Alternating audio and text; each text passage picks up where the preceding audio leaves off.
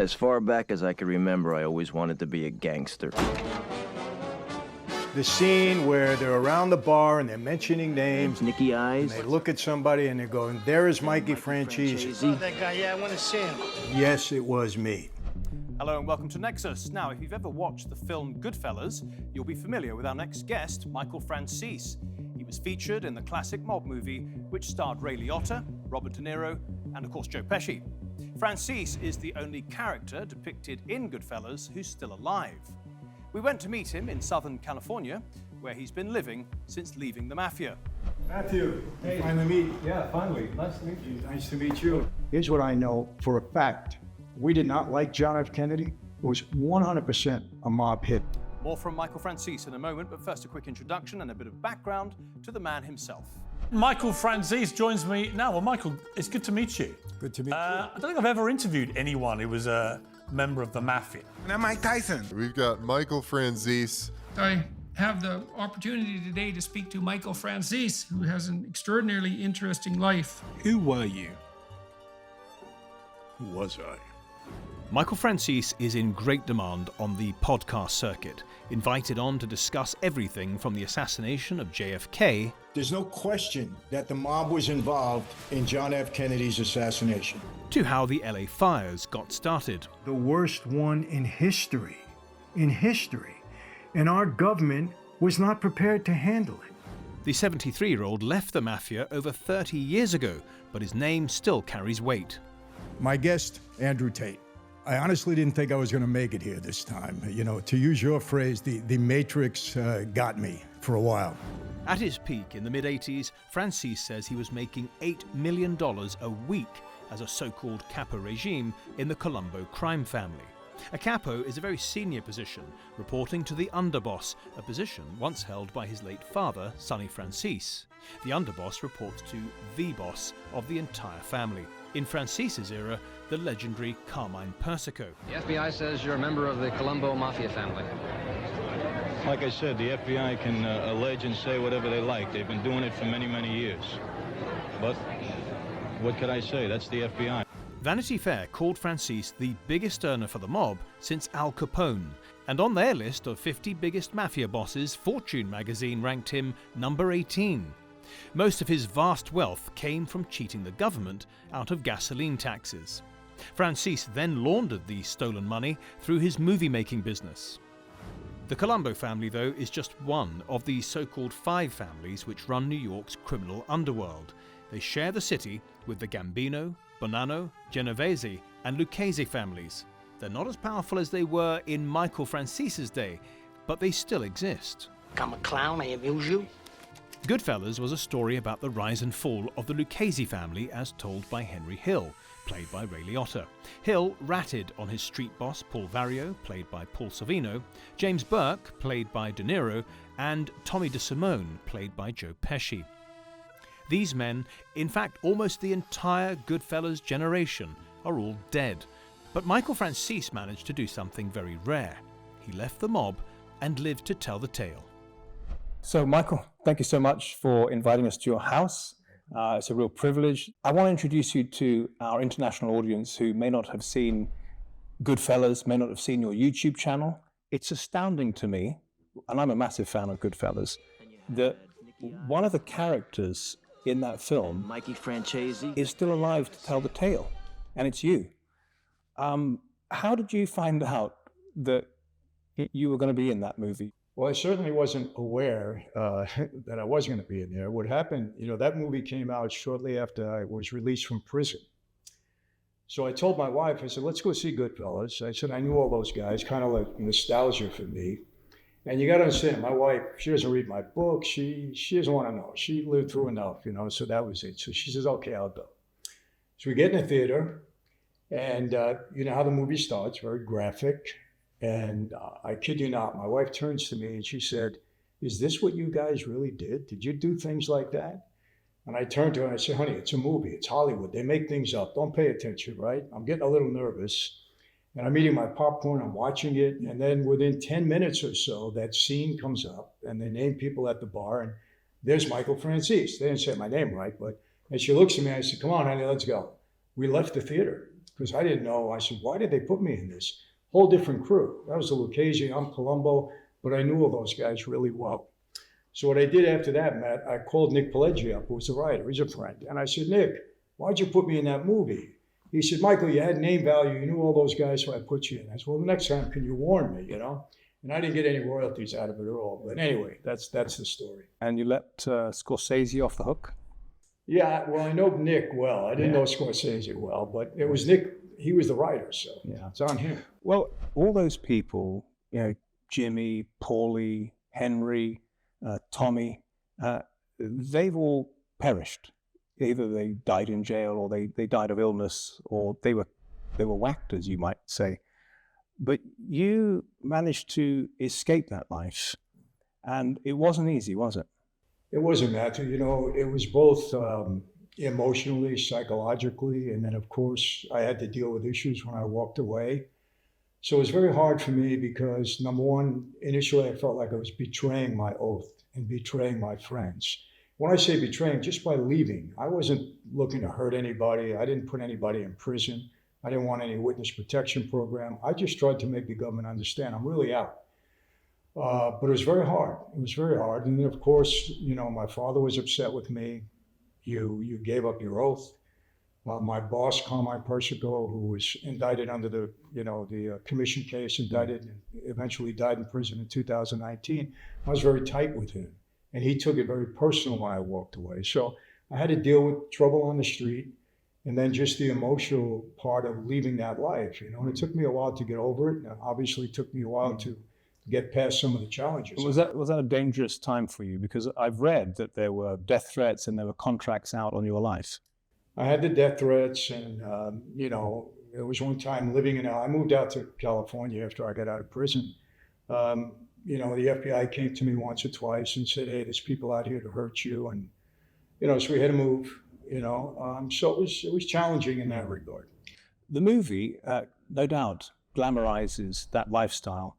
I don't know anybody who's watched it and hadn't thought, you know, I'd love to be involved in that, because yeah, you seem to have everything your own way, and it's beautifully shot, and so it's kind of an alluring life. Can you just give us a reality check on that life? Well, look, there are good parts to that life, no question. You know, people ask me, Michael, what do you miss? You know, do you miss the money, the level of power that you had at the time? And, you know, for a while, that's a bit intoxicating, I have to be honest. And especially in my case, because I had some success in that life. And I had good relationships with the guys. It was kind of a brotherhood. But the bottom line, it's a bad lifestyle. It's an evil lifestyle. And I want to be clear, Matthew, I'm not calling the guys evil. I was one of them. There were some good guys in that life. We did bad things. Why do good people do bad things? We believed in the oath. But I don't know any family of any member of the life that hasn't been totally devastated, including my own. Not my wife and kids, but mother, father, brothers and sisters. A total devastation. Yeah. So in a lifestyle that does that to a family, it's not good. And you mentioned you had some success, but that's vastly understating what happened in the mid-'80s. You were only 35 at the time when Fortune magazine in 1986 listed you as number 18 on its list of the 50 most powerful mafia bosses. And pretty much around the same time, Vanity Fair said that you were the biggest earner for the mafia since Al Capone. You apparently were making $8 million a week at your peak through a very devious tax avoidance scheme, if you like, regarding gas. Can you tell us how that operated? Well, I can't give you all the intricacies of it, but it was a complex scheme. But basically, we devised a scheme to defraud the government out of tax on every gallon of gasoline. And I had a big operation, and it was sophisticated, I have to say that. I ran it for about 8 years. I had a partner. We devised a scheme together. He was really the main mastermind, I have to say it. But I filled in the blanks and kept it going and gave the protection that we needed and put the deal together. But I also had Russian mob guys that were my partners, and they were great partners at the time. Best partners I ever had on the street. And at the height of our operation, we were selling 500 million gallons of gas a month. And we were taking down 20, 30, 40 cents US dollars. And so it was $8, $9, $10 million a week, as it turned out. And the government just couldn't keep up with us. They didn't have any idea what we were doing. According to the US revenue officials at the time, they said, well, they estimated it was $250 million in gasoline taxes being stolen in New York State every year. Does that chime with your calculations? I think the numbers are fairly accurate, yes. But you had somebody on your tail, as they say, RUDY Giuliani, who was in those days a real tough and aggressive, driven prosecutor. How did he eventually get his man? Well, he didn't. You know, during that time, Matthew, I was a major target of law enforcement. My father was a very high-profile figure, and from the moment I entered that life, it came to me. And then I created my own issues. So I was arrested 18 times. I had 7 indictments. I had 2 federal racketeering cases, one brought on by Giuliani. I had a state racketeering case in Florida. I had 5 other New York cases. So I was constantly under investigation, constantly going to trial. Rudy Giuliani, I was the first major mob guy he indicted under the RICO statute. I was the lead defendant. I had 15 co-defendants. So I credit Rudy with credit, or give him the blame, whatever way you look at it, of really knowing how to implement the RICO statute and put a major hurt on New York. But I eventually took a plea on that gas tax case. And I took a 10-year prison sentence, $15 million restitution, $5 million in forfeitures. I had a jet plane, a helicopter. I gave everything up. And I went to prison. Your time in prison, that was a pivotal time for you, because as I understand it, that's where you became a born-again Christian. Yes. Okay, and how did that happen? Well, you know, I married a young girl who's now my wife, going on 40 years this year. And she was a strong person of faith, strong Christian, as was her mother. And they were trying to feed me Christianity, and I was being respectful because they were serious about it, but I wasn't buying into it. But, you know, I had done 5 years in prison, out on parole for 13 months, horrible parole time. Government was trying to make me cooperate heavily. Long story short, I violated my parole. Yeah. They locked me up again, tell me I'll never come out of prison again. They were going to indict me on a murder case, the whole bit. And they throw me in the hole the first night. And it was a bad night, Matthew. I mean, they told my wife I'd never see the street again. They took every penny I had. They went into my house with a search warrant, cleaned me out. They were really upset with me, the government. And that night was a rough one because I said, I usually had the answers to everything. I was pretty much in control of my life, at least I thought. But that night I had no answers. I said, they're going to indict me on another racketeering case. They took all my money. You don't beat these cases with a public defender. I spent millions defending myself. I said, my wife, we're only married, you know, a few years. We have 2 little babies. I'm going to lose the girl I did all of this for. And then I said, they're never going to put me out on the yard. I got people looking to hurt me. I'm going to spend the rest of my life in a 6x8 cell. It was a bad night. It was the first night when I just said, you know what, I'm done. And a prison guard handed me a Bible. And the racketeering case fell apart. They were never able to indict me. Thank God for that. But they gave me 4 years on the violation. That was the maximum. And I spent 29 months and 7 days in solitary. And it was during that time that I became a person of faith because I studied my Bible. I had my wife send me in several books on all different faiths. And that experience was from 1991 to 95. And I just came out of there a lot differently. So you moved across the country from New York to California. Yes. And I guess people would like to know, what have you been doing for the past 40 years? Well, I'm doing things I never thought in my lifetime I would be doing. And I'm a public speaker. People are very interested in my testimony and my life story. I've written 5 books. I'm in the wine business. I'm in the pizza business. I've got a big membership platform where I mentor people, a lot of young people, a lot of men that are going through struggles. And, you know, I have a voice out there and I try to, you know, influence people in the right way and encourage them to do the right thing in their lives. One of your books, Mafia, Democracy, draws a very close comparison between the mob and how they worked and how politicians work. do you think you can stand that comparison up? Is there evidence? It's extremely evident to me. I mean, look, on the street, it's all about money and power. That's it. You know, and control. How do we control people so that we have the power over them and the money flows to us in whatever way we make it happen?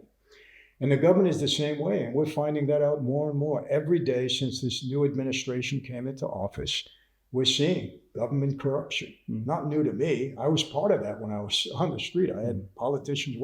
I got licenses to collect the tax on gasoline from politicians I was paying off. So I understand the game.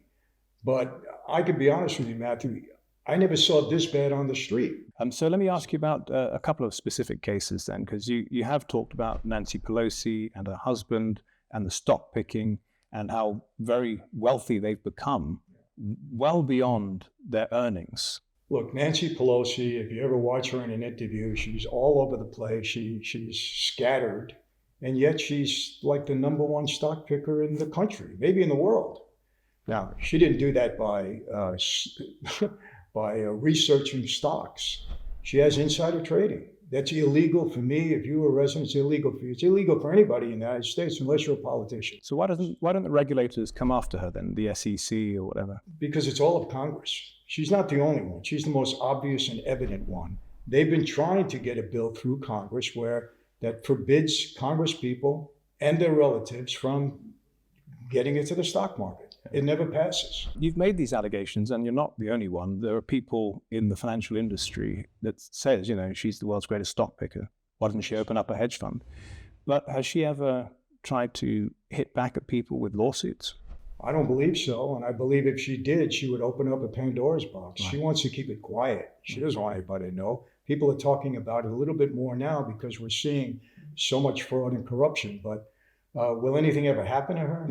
The woman is in her 80s. I don't know why she's still in Congress. But again, I want to be clear. She's not the only one. She's the most obvious one. Right. The prosecutor we talked about earlier, Rudy Giuliani, you recently had him on your podcast, and he said, this is the first time that I've ever been interviewed by someone I've prosecuted in a friendly basis. Yes. He then went on to say that he would love to be able to prosecute the so-called Biden crime family. Do you agree with Rudy Giuliani that there is a Biden crime family? Matthew, let me tell you this. I've told you I had 3 racketeering indictments. Okay. I am intimately familiar with the statute. I've had to defend myself 3 times. I know it inside out and upside down. I am telling you this, and I'll swear to it, I'll stake my life on it. The information that the GOP, the Republican committee, uncovered about Joe Biden, Hunter Biden, and his family, there is more evidence that they've uncovered to establish a RICO indictment. Everybody has their day in court, innocent until proven guilty. But the evidence to prove that he should be indicted, he had much more than I had in any one of my cases. He had suspicious bank accounts. He had 20 some odd million dollars going into shell companies. He had 18 or 19 shell companies. I had 18 shell companies. No brick and mortar, no employees, just collect money, illegal money. Text messages, emails, whistleblowers, meetings, photographs. It's a RICO indictment waiting to happen. Will it ever happen? I doubt it. What's interesting is he pardoned his son and other members of his family, but not himself. He didn't give himself a preemptive pardon. Do you think he's left himself open there? Does Rudy Giuliani indicate that he may have left himself open there to prosecution? Well, yes and no. No, because if you recall, when he was investigated for the classified documents case, his own special counsel said he was guilty of having classified documents, but he's a feeble old man bordering on dementia, so they could never take him to trial or wouldn't stand up. Maybe that's what he was thinking about. He didn't want to go that far to preemptively pardon himself, but he preemptively pardoned his entire family, known and unknown. Never heard of that before. That's an admission of some wrongdoing, in my view.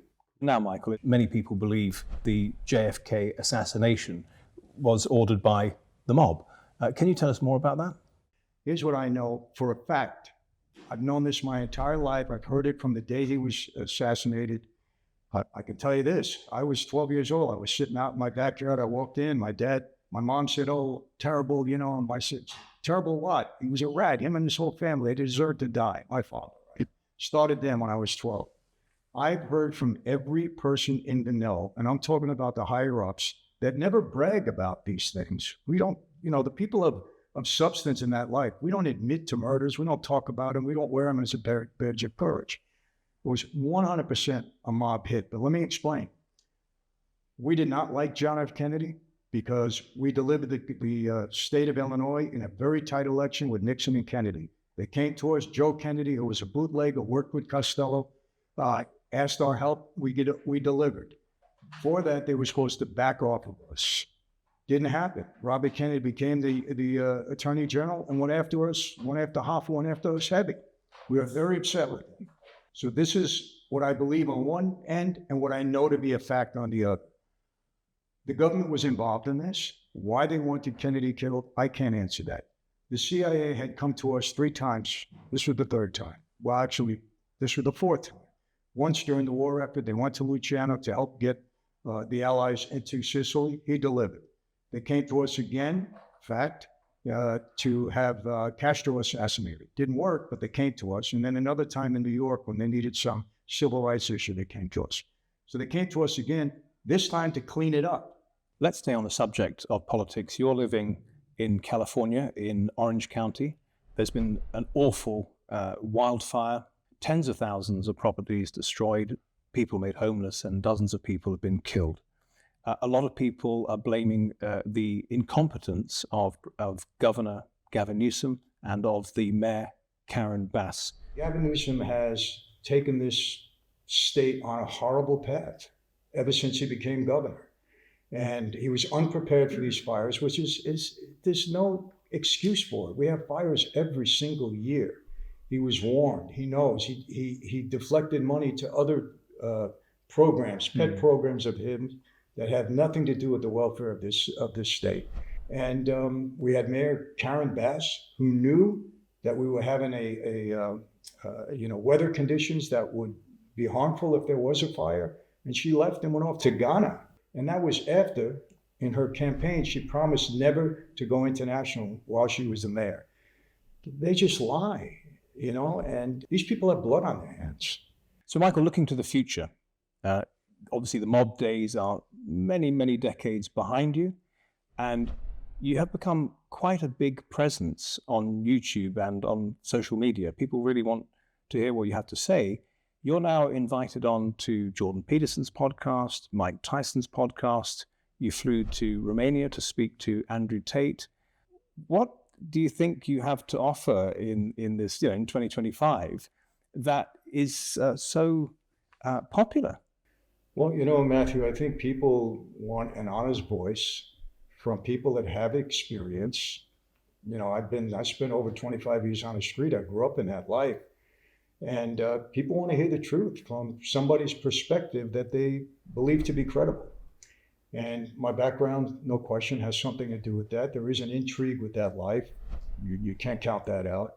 But I also believe, Matthew, to those who haven't given much is expected in return. I've been extremely blessed. One thing you didn't mention, that Fortune magazine article, it was written in '86. Yeah. And 50 guys on it, but 48 of them are dead. Number 49 is doing life in prison, and I'm the only one alive and free to talk about anything. The night I got made and took the oath, Halloween night 1975, 6 of us walked into the room. The other 5 were all dead. They're all murdered. So I've been extremely blessed. I have a wife, children, I have a ministry, I have business, I have, a lot to be thankful for. What do you tell the people the young people you talk to, particularly young men who quite often find themselves lost, and somewhat put down by society as a whole? Well, I've spoken to many. It's part of my ministry. I go into prisons, juvenile halls, see these gangbangers on the street, and we counsel them. And fortunately, I have credibility because they all believe that, Mafia was the biggest gang in the world, and I walked away. And so there's a lot of credibility there. And Matthew, they're intrigued with the life. Oh, Michael, come on, I saw the movie. You had the girls, you had the cars, you had the suits, you had the money. I said, I know that, but didn't you watch the end of the movie? Who went to jail, who got killed, who became an informant? How come you don't see the rest of the movie? So basically, it is about manhood. These young men in this country have been misled. And to be a man They make you think that it's demeaning to women, that you're putting women down. Not true. And I tell them, look, when you're a man, it's a benefit to women. And these are the characteristics of manhood. And I instill that in them. And I tell them two things, very important. In this world, we are who we hang out with.